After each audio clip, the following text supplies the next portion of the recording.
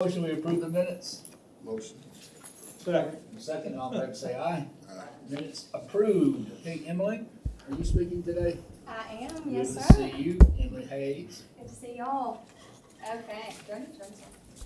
Okay, so we will start with our conditional use application. This is for Bear Trap, Daniel McCullum. They've been operating for years just fine. They're just changing their alcohol license to a bar/tavern. So just as a reminder, this is where it is. It's on the Strip. To a bar slash, I thought they just changed it. So To a right now restaurant. they're operating like a gastropub, as they currently have been operating for a while. Okay, all right, Right now, they're just wanting to change their alcohol license. Now, they're still gonna serve food periodically, but really their biggest thing is they wanna change that alcohol license to a bar. And the piece that is of interest to us is that eliminates the ability for juveniles to be in there in certain hours, correct? Correct. So we'll move on from that. So that's gonna come to y'all tonight. DROD 0622, this came to y'all last week at Admin and Policy.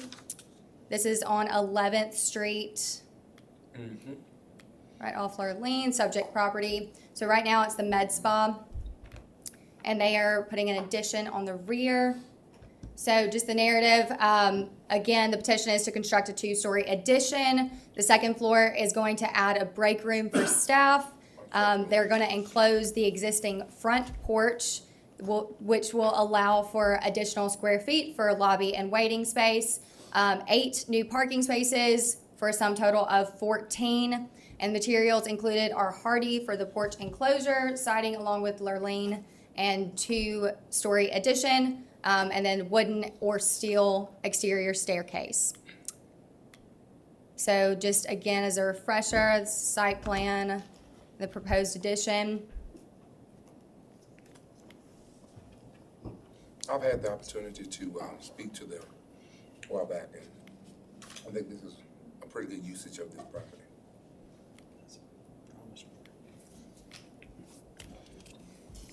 So again, Planning Commission considered it in September, and they did recommend it.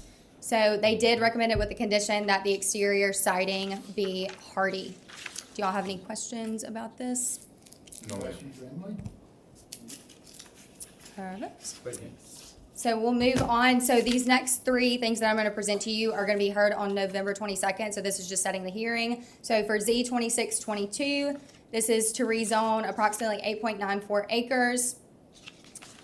This is going to allow for a office warehouse.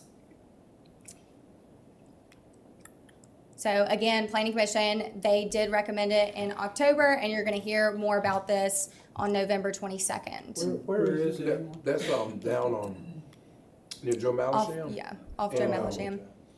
When I was talking to some of the residents that live next door, I sent them a picture, a clear picture, because the picture that they were sent was very blurred.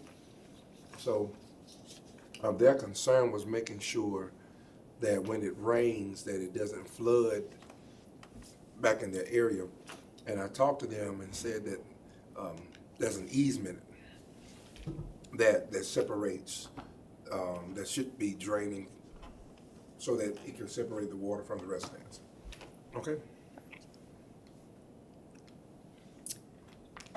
So the next one is Z2822. This is a petition to rezone approximately 11.2 acres from R2 to B, or it's R2 to BN, to R3, excuse me. Sorry about that. So it's currently R2 and BN.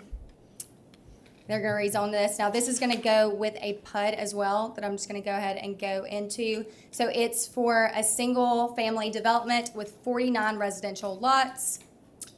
So this is just gonna show you exactly what it is.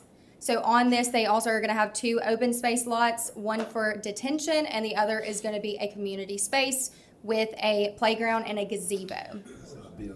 In Royal Pines. So, and I'm grateful and thankful. I've been meeting with these, with the petitioners for some time now. But I'm going to say it, the concerns of the community that's already there is the drainage and the impact of stormwater drainage. Like for instance, I'm gonna go down there today, once it rains and get in the storm to see what does it look like because, yeah. But the neighbors are very excited. Won't get out. They're not opposed to a development, but their concern is that the new development is going to impact their property in a negative way when it rains. So, you know, I'm working with the petitioner and will be coming to engineering, have been talking to engineering on what can we do to try. And I know, Mr. Mayor, we did Noah's Ark, we talked about that. However, I've been speaking to members of this community for the last couple of months, and this has been a big challenge. Should just a question, but Yes, sir. I'm for it. I mean, Uh-huh. the drainage is a big issue. Yes, But sir. shouldn't that be on the developer and not the city engineer? Well, see, if you go back, this property, Royal Pines has been, I was down there before you were born. right, way before me. That's what I'm saying. And so Royal Pine was built when there were no codes. Right. It was developed when there were no codes, and so then another part got developed, and then it had codes, and now those who have bought their houses before codes are being impacted because of the fact that there weren't codes in the beginning. And that's the challenge of, you know, those people who have worked hard, made a living, retired, because most of the people there that live there now, most of them are retired. That's off Sanders Ferry. Yes, sir. Who, the slide you showed said Longleaf Engineering. Who's the beneficial owner? Are they just representing the people, the applicant, or are they? That's the engineer for the project. Bill Lunsford is the developer. Right. Mm-hmm. And this will be the 22nd, right? So this is also gonna be on the 22nd, so the last three are gonna be on there. Do y'all have any questions? Questions for Emily? Thank you, Emily. Thank y'all. Thank you. And Ashley's at a conference today, and so if you have any questions, we've got Emily here and Caitlin. Yeah, great to work Capable with. of handling That's right. the issues, for sure. Mayor Maddox.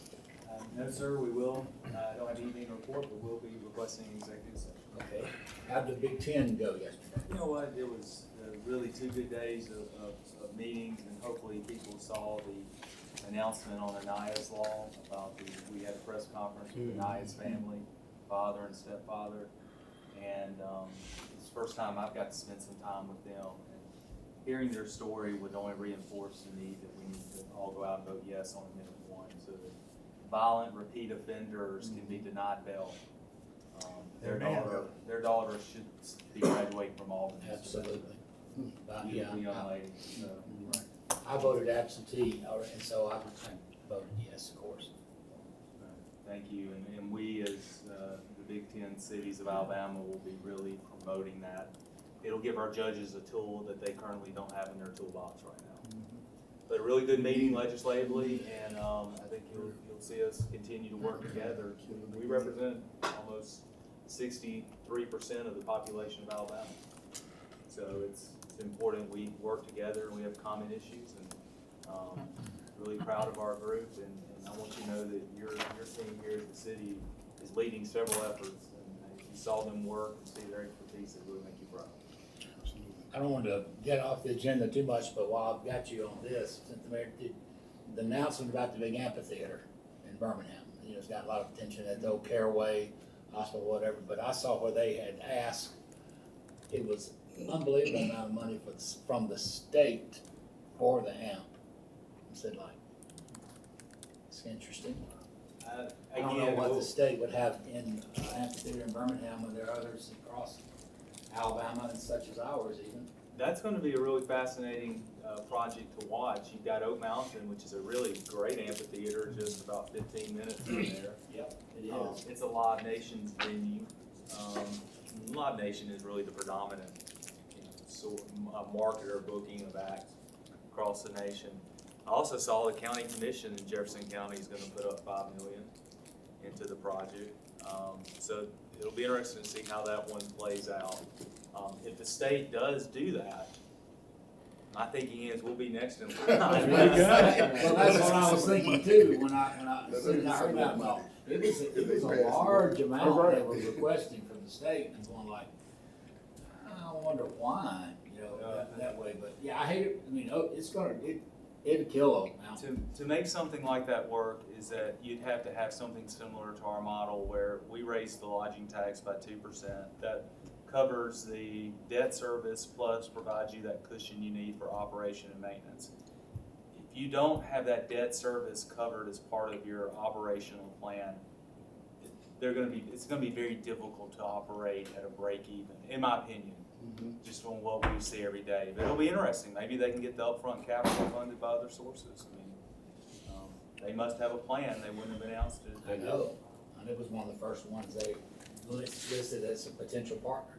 Hey, I tell you what though, I still love our amphitheater, and I know that Kay is very soon will be sharing their 10-year master plan. So Kay Day says she ain't going away. We don't want her to either. And what I mean by that I know is that what you mean. she's Yeah, she's primed about the future as well. I know, she's great.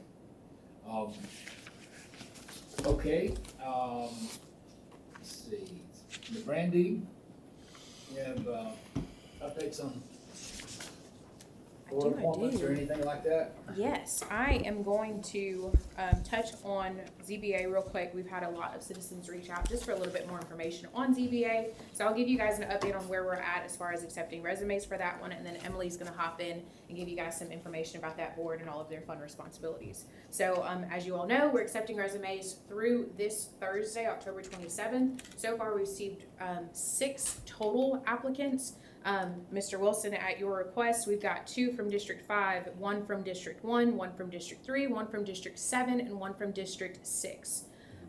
And we are looking forward to presenting you guys those applications this Friday. Once we go through, finalize everything, we'll send you guys hard copies or electronic copies of all of the resumes for you to look at over the weekend. And then next week, you guys are welcome to kind of start making your nominations and or appointments however you want to.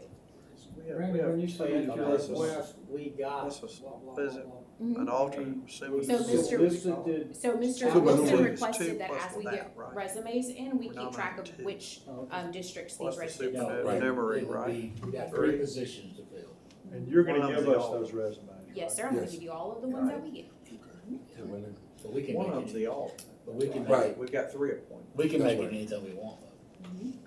But I just wanna make it clear, and I've heard this a lot, we don't choose the chairman. Correct. They The do. board handles that after we So- appoint the people, put them on the board, and the board decides who they want to make their new chair.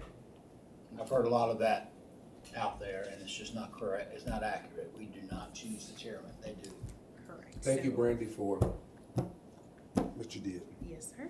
Thank you. And then Emily's got the rest for y'all.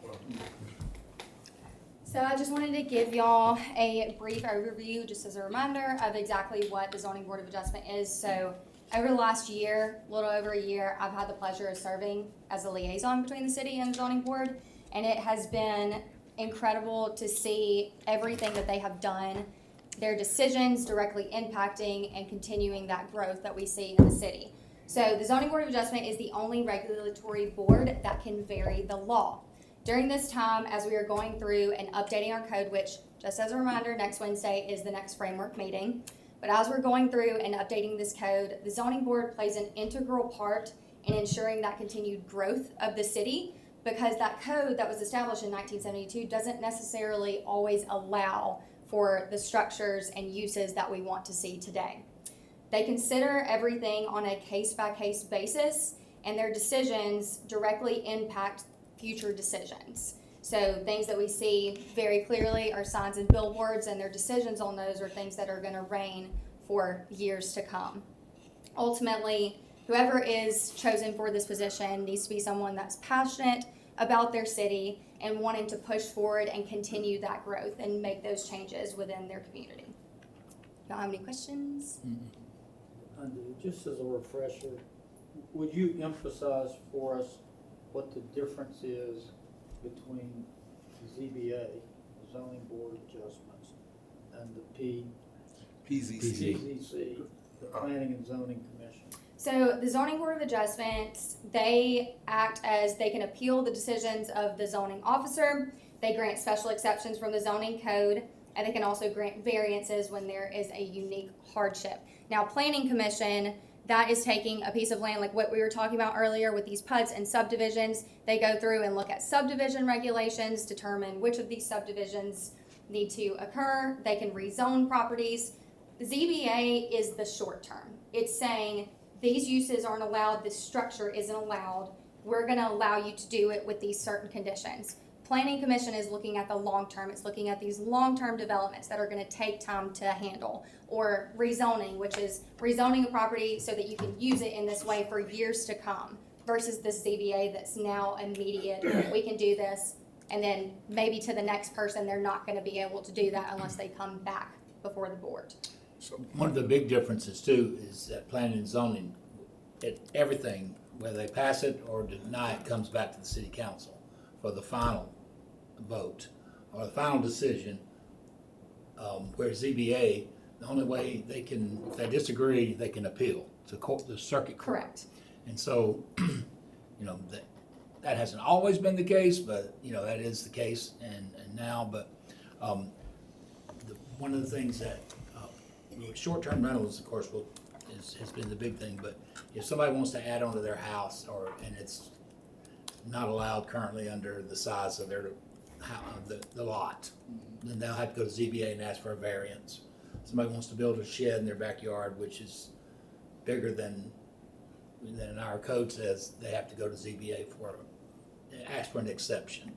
So they do a lot of little things like that too. Exactly, and with these lots that were platted or zoned in 1972, we've got, even just last night, houses that are very clearly houses, but they're commercially zoned. And so rather than them going through the long range process of trying to go through and rezone it, they can do the short range and immediately now, today, use it as a house as it was originally intended to be. Or if you have these teeny tiny little lots that were platted post-tornado or rezoned post-tornado to these mixed use, you can't build anything on these tiny lots unless you either, one, go through the subdivision process or you come through ZBA and get those variances to allow you to construct those.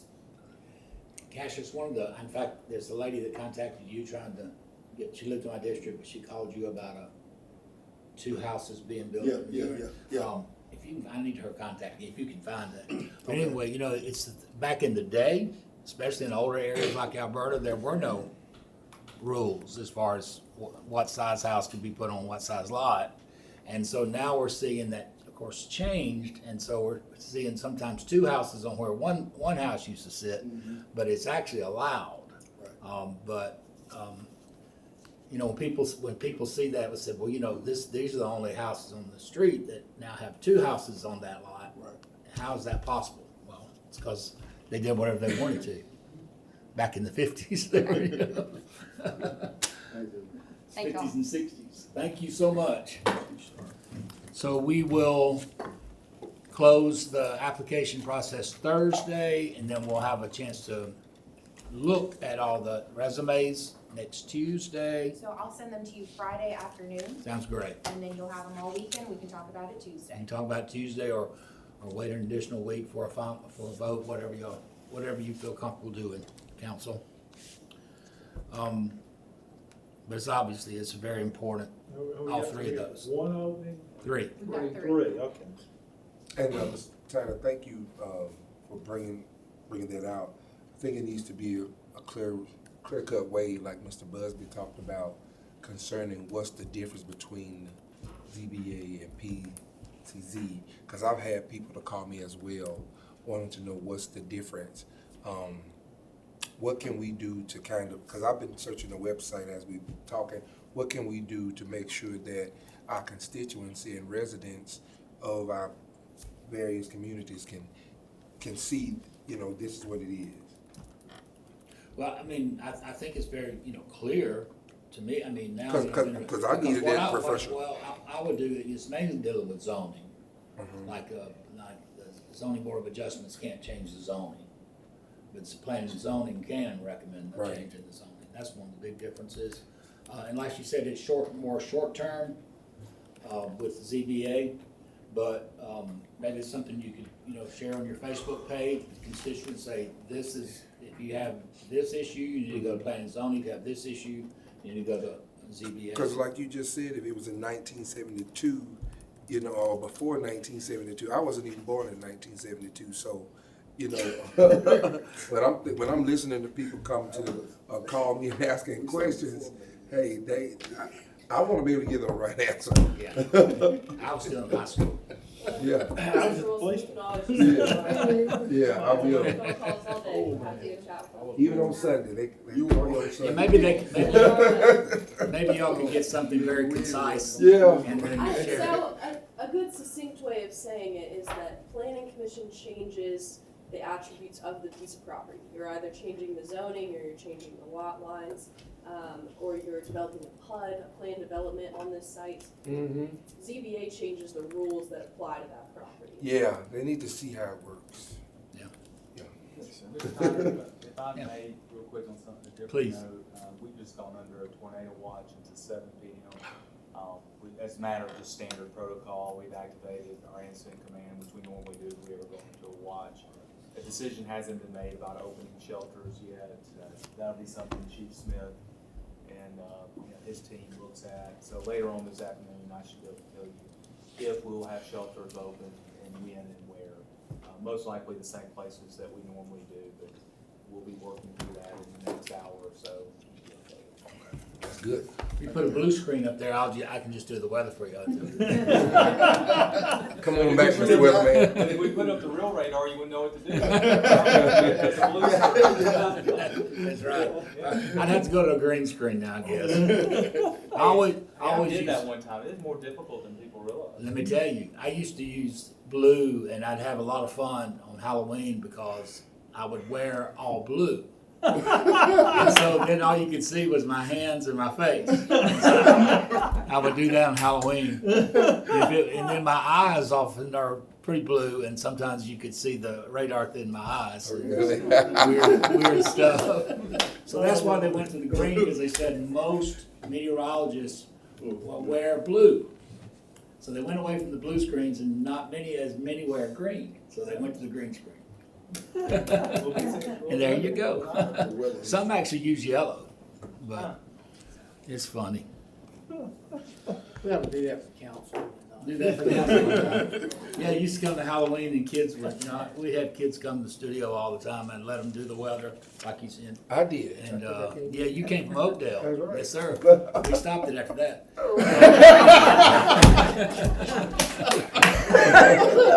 You set yourself. Thank you. Very good. That was good. But, yeah. We're gonna be all over Matthew.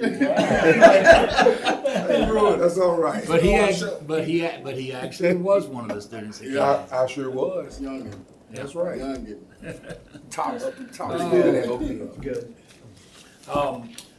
Alrighty, Mr. Holmes. Yes, sir. Good afternoon, council. Makes the day go better, man. You gotta let Before I start with the briefing, I would like to express my thanks to some of our departments. I got to lead a fourth grade field trip to City Hall today. It was cut short by some weather-related things happening. Mr. Crow spoke with them, Mayor spoke with them, and when I reached out to some of our departments, Ron's folks, IT, our police and fire, and said, hey, we've got some kids coming, can y'all put some stuff out by Government Plaza? Yeah, that's awesome. Boy, I got they some practically good had a contest to see who could do the most, and we all learned. I apologize to all our citizens of downtown and our neighboring businesses. We learned, don't let fourth graders have free reins over the buttons of a fire truck. So if you heard any sirens or noises, that's all my fault. Okay, that explains a lot. Yes, sir. Okay. Yes, sir.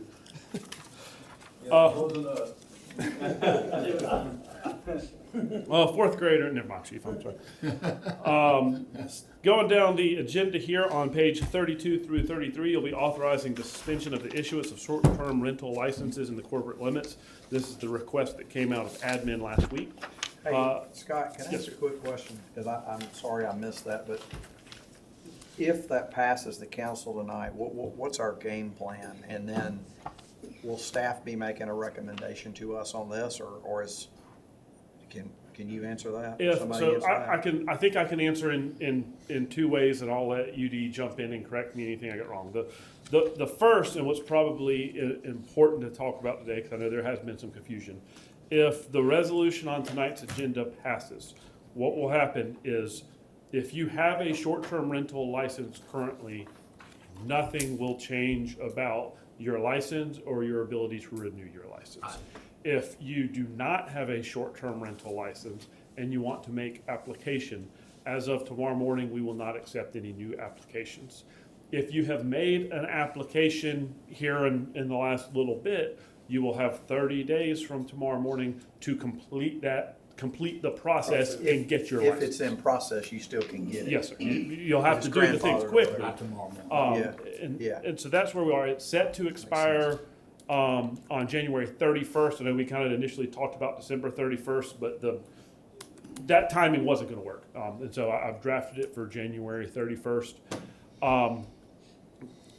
It will ultimately be up to council whether or not we have something in our let it expire on January 31st, whether or not y'all wish to extend it, whether or not y'all wish to do something to have it expire sooner. Going forward in the process, and I know we'll work with Mr. Tyner, because I know a lot of the concerns have come from his area. We'll work with Ms. Kreitz, and we have some ideas to hopefully address some of the issues that I know have been common problems. Now, one of the solutions that has been suggested since 2016, 2017 is to go homeowner occupied as a requirement. That I have always said we can't do that because I've been of the opinion that it violates the Commerce Clause. There have been other cities who have done it, and so it's not new to me for somebody to say, but they do it, why can't we do it? And ultimately, one of the examples is New Orleans, and last week, I don't know if you saw the headlines, a federal court blocked New Orleans' short-term rentals for that provision violating the Commerce Clause. We have some ideas to hopefully get us to get the benefits of something like that, and still stay good with the Commerce Clause. Ms. Kreitz and I'm sure plenty of her smart young team that was actually in school when things like short-term rentals existed, may have some ideas to hopefully get us back going and make a couple tweaks and get moving. Because I think for the most part, what we've done over the last several years has worked really well. Yeah, and what I spoke with Ashley, she's at a conference, by the way, like I said. There may be somebody that wants to extend when the moratorium date starts. I am totally against that. There's a reason why it needs to be done as soon as possible. So to extend the moratorium by 2 weeks from tonight will only cause an onslaught of certain ones that are gonna try to beat it. And we did the same thing with, when we had Mr. Busby, I think, when we did the moratorium on student housing. So what are we voting on? What will it say tonight? It will start tomorrow morning. That'll be last time for An application? an application. But if you're already in the pipeline, as they say, You've already turned one in. Yes. You've got 30 days. 30 days. Yeah. Well, we may have some on ZBA agenda. And That's your fair, that's grandfather, fair. if you got one now, I You mean, got it's one, not yeah, gonna it's change fair. anything. It's fair. This is just to keep, because last night there were 16 again, or 18, Well- and it was just unbelievable.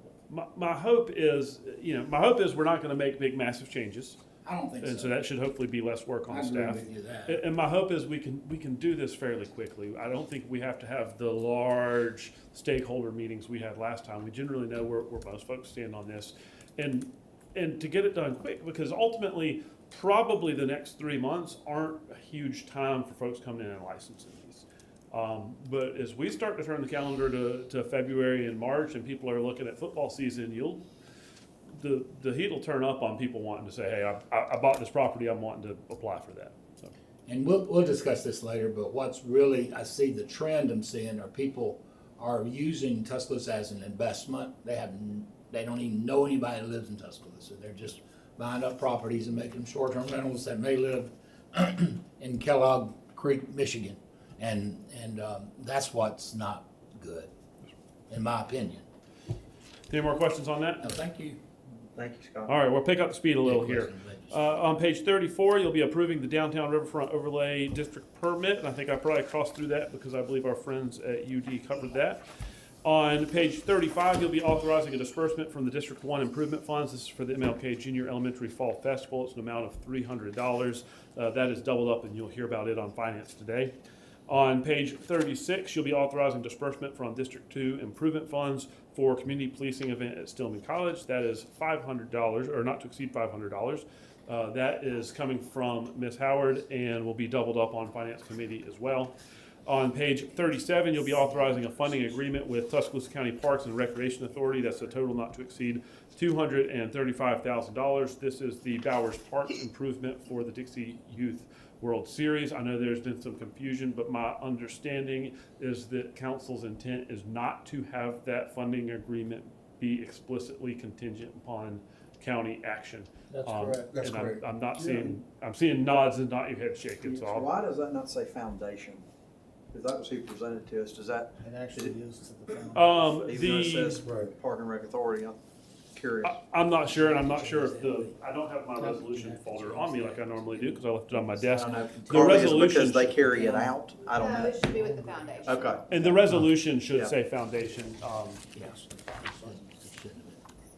But it doesn't say that. I mean, unless it may say it on that. We'll substitute that and have a foundation. I believe I wrote foundation on one of those. I think we had two para agreements. But the funding agreement will have that, and the funding agreement will not be And contingent. it won't be continued. Yes. On page 38, you'll be authorizing the mayor to execute an agreement with the Chamber of Commerce of West Alabama. That is a total not to exceed $175,000. Yeah. That came from Finance Committee on the 11th. On page 39, you'll be authorizing contract amendment number 1 with Ellis Architects. That is a total additional $10,000, total compensation amount of $30,000, and that came from projects last week. On page 40, you'll be authorizing amendment number 1 to fiscal year 2023 Water and Sewer Reserve for Future Improvements Fund budget. That came from finance last week. On page 41, you'll be authorizing a agency funding agreement with for the Elevate Athletic Excellence Fund. That is a total of $500,000, and that came from Finance Committee last week. On page 42, you'll be authorizing the Chief Financial Officer to draw drafts for the Downs Improvement Project property acquisition. That's a total of $11,994. That comes to us from Mr. Bobbitt. On page 40. What is that, Tom? Is he back there? Yes, sir, he's back here. Clerk, what is that? The Downs Drainage Project. So we're buying two properties, is that? No, these are easements. Easements. Easements, yes. That's like we've been, all this, same thing as 1 year ago. Yes. On page 43, you'll be authorizing an agreement with Tuscaloosa County Tax Assessor's Office for geospatial data and imagery. That was discussed in projects last week. On page 44, you'll be authorizing the creation and implementation of Children's Toys for Parking Tickets programs, Toys for Tots. You talked about that in admin last week. On page 45, you'll be authorizing the mayor and police chief to execute grant participation documents with the Southeast Alabama Highway Safety Office for the Community Traffic Safety Program, and you heard about that in finance on the 11th. On page 46, you'll be authorizing a memorandum of understanding with Herzig University. This comes to us from TFR and involves some ride-along type on the field training. It's something we do fairly frequently. On page 47, we'll be authorizing the mayor to execute a right-of-way permit to Night Signs Industries, and you discussed that in projects last week. Hang on one second, Yes, sir. Chief, I gotta ask, where is Herzing University? Birmingham. Yeah. So I go ahead. On page Yeah. On page 48, you'll be authorizing the execution of agreements and related documents for the Unity Festival 2023 event, and you discussed that in projects on the 18th. On page 49, you'll be authorizing execution of grant agreements for the city's program year 2022 Community Block Grant Program and Home Investment Partnership Program, and that was on CD committee last week. On page 50, you'll be authorizing the mayor to execute certification for the Tuscaloosa Housing Authority in regards to the consistency of public housing authority plan or state consolidated plan and analysis of impediments to fair housing choice. And you discussed that on CD committee last week. On pages 51 through 52, you'll be authorizing the execution of a subrecipient agreement and a moratorium of memorandum of understanding for the city's 2022 Community Development Block Grant Program and Home Investment Partnerships Program. That came from CD Committee on the 18th. On page 58, you'll be amending section 2-103, paragraph A1 of the Code of Tuscaloosa. On page 59, you'll be authorizing amendment number 1 to the Elevate Tuscaloosa Fund budget. And that came from Finance Committee last week, and I believe the remainder of the agenda was covered by UD. We do have 2 items for executive session, as the mayor mentioned. Are there any questions for me? Questions for Scott? Thank you. Okay. Thank you. Thank you, Mr. Holmes. We have projects, finance, public safety has been canceled, so we'll have open time till council meeting 6, but I imagine finance is gonna be very long because we do have a lot of guests expected from the police and fire departments, and we will be meeting in the council chambers for finance committee. Want to, let's see, airport advisory committees, this Wednesday. I wanna thank the, all of you who showed up for the Fireman's Appreciation Banquet and Awards last night. We had good representation, and to hear those stories of all the lives being saved by our fire department is just unbelievable. As well as everyday citizens that have gone into a fire to save someone and start CPR, and it's just inspirational to hear all the stories last night and to honor our great men and women of the fire department and just our citizenry. There was at least 3 Several family members, family members that just multiple agencies, the sheriff's, UAPD. yeah. And then the guy Well that done. The young man, the first one that came up, and he rushed into a fire to try to save someone before the fire department got there. Just great stories. I always feel good when I go to those meetings. Plus, I won the drawing again last night. But he gave it back. But I gave it back. I sure did. Mr. Connor, we are going to activate shelters. We will be putting out information in the next 30, 45 minutes. Okay. Well, I don't know if everyone at home heard you, but we will be. UA has activated theirs along with the Tuscaloosa County EMA.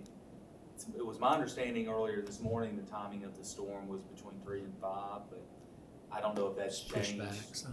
Yeah, so we'll continue to monitor it. I'll know more in about 30 to 45 Okay, minutes. so we'll be activating shelters. Okay, hope and pray we have no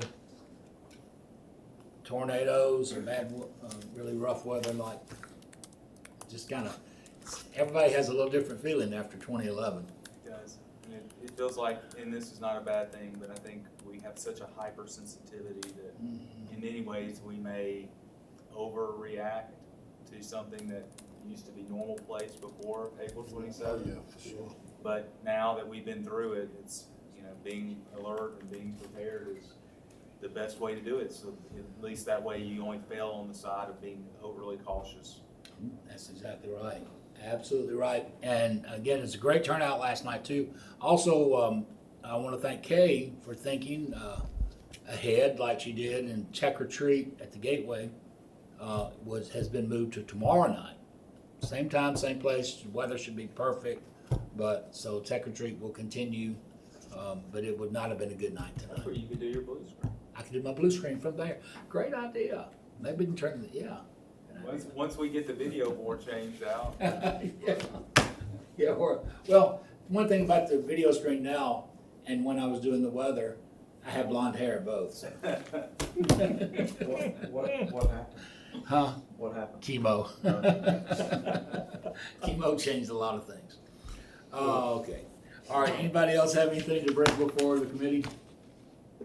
Okay, is there a motion that we adjourn? So moved. I'm sorry, Mr. Oh, I'm sorry. Is there a motion to go into executive session?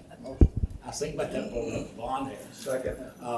Okay, you have a motion second, Mr. Holmes. Yes, sir. As your city attorney and an attorney licensed to practice law in the state of Alabama, I can certify that these executive session topics are to discuss preliminary negotiations involving matters of trade or commerce in which the governmental body is in competition with private individuals or entities or other governmental bodies in Alabama or in other states or foreign nations, and that the discussions would have a detrimental effect upon the competitive position of a party to the negotiations or upon the location, retention, expansion, or upgrading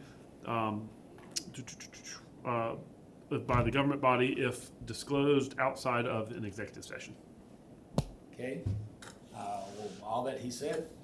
We have a motion second, all in favor say aye.